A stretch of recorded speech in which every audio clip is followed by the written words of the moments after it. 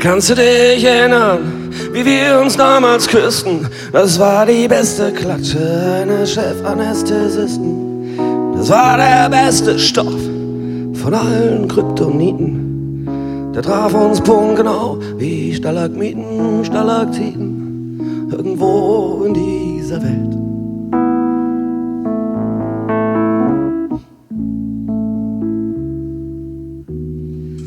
Kannst du dich erinnern?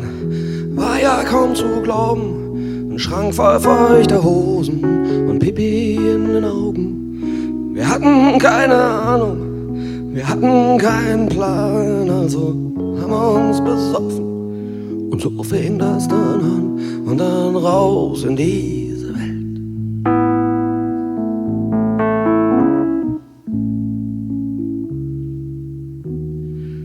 Kannst du dich erinnern, wie wir uns damals küssten? Erst gegen die Vernunft und dann gegen die Faschisten. Unsere ganze Welt war Stereo und nix davon gelogen, als uns unsere Porschen Herzen mächtig um die Ohren flogen. Wir konnten nicht drauf wetten, wir konnten nicht drauf schwören, wir konnten es nicht fassen, aber Brüll und Heul, ich höre nicht.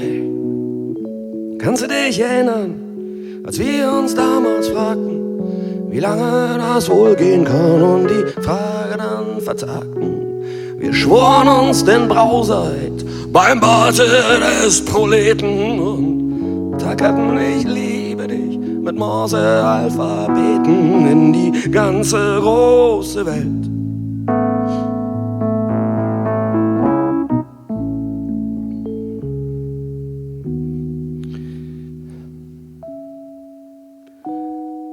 Kannst du dich erinnern, wie wir zusammen starben? Bei dreckiger Beleuchtung sieht man heute noch die Narben.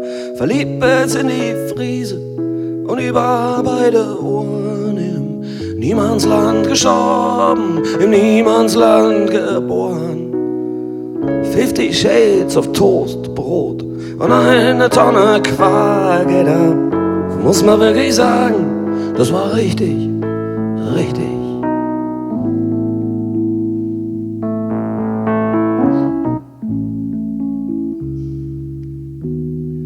Kannst du dich erinnern, wie wir uns damals küssten? Es ging um die Vernunft,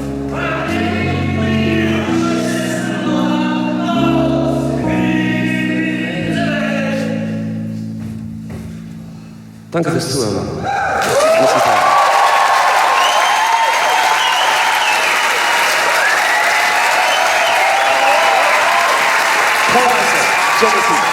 Danke für die Arbeit.